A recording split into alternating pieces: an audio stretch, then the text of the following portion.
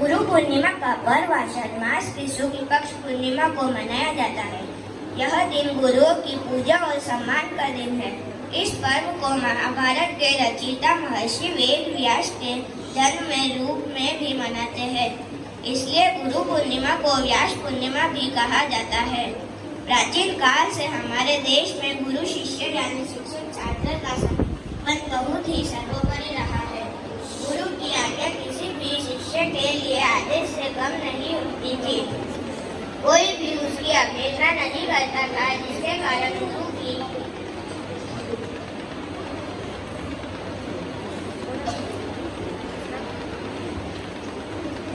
भी अपने शिष्यों की वो हर शिक्षा देते थे, जिसके कारण उनका शिष्य अपने जीवन में सफलता की हर ऊंचाइयां छुए, जिनकी कामना गुरु भी करते थे। गुरु शिष्य के संबंधों पर आधारित एक लघु नाट्य कक्षा 4 के छात्रों द्वारा प्रस्तुत करने जा रहे हैं। इसके माध्यम से यह बताया जा रहा है कि परिस्थितियां कितनी भी विषम क्यों ना हो, हर शिष्य अपने गुरु की आज्ञा की अवहेलना नहीं करता था। ज्ञान, चरित्र और संस्कार की शिक्षा प्राप्त करता था। तो चलिए गुरु शिष्य की एक प्राचीन पौराणिक कथा आरुणि की गुरु भक्ति के माध्यम से इसे जानते हैं।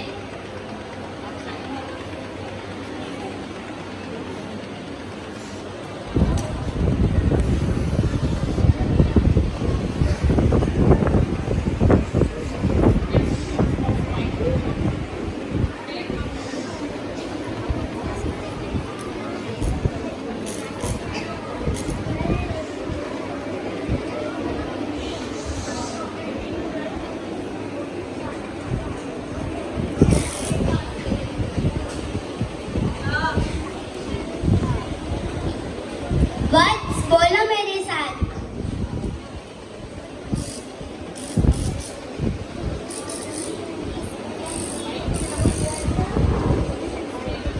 उद्यमेन हि सिद्ध्यन्ति कार्याणि न मनोरथे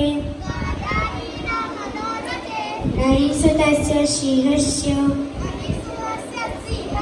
प्रविशान्ति मुखेनता। उद्यमेन हि सिद्ध्यन्ति कार्याणि न मनोरथे नहि तस्य सिंहस्य प्रविशान्ति मुखेनता।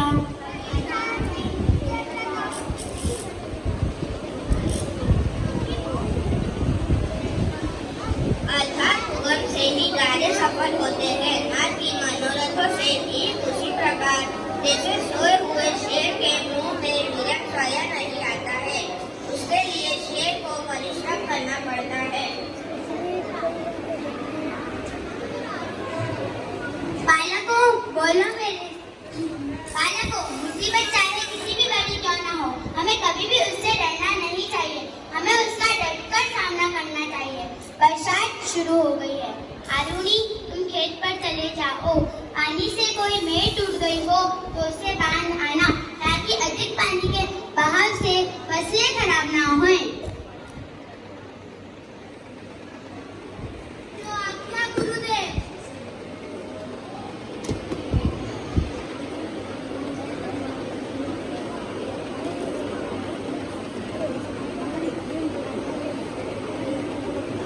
आरुणि भागकर गुरुजी के पास आता है, हाँफता हुआ बोलता है,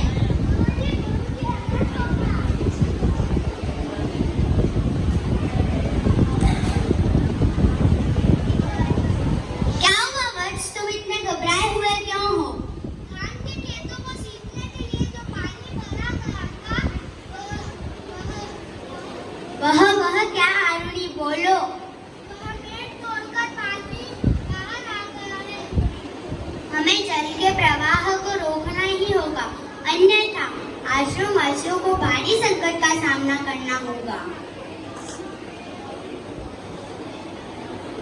गुरुजी, हमने एक बार तो वहाँ पे पत्थर का बांध बना दिया है, पर पानी ज्यादा देर नहीं रुक पाएगा। आरुणि, तुम जाकर देखो।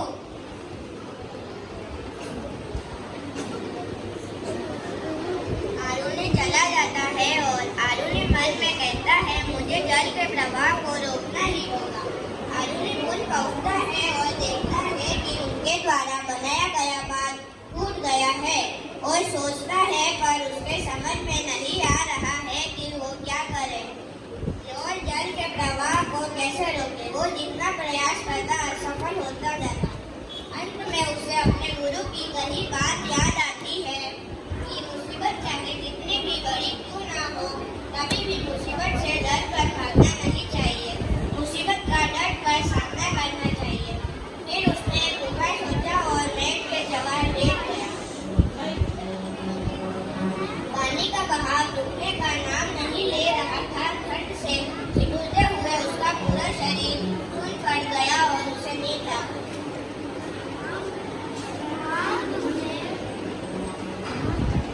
प्रणाम वत्स, आरुणि कहाँ है? कहीं दिखाई नहीं दे रहा है।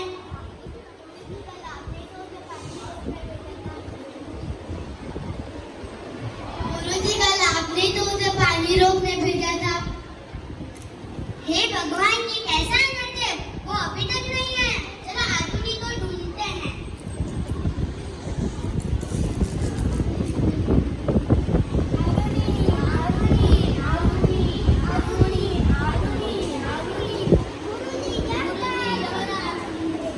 वहाँ देखा कि मेघ की बजाय आधुनिक पुल लेटा हुआ है।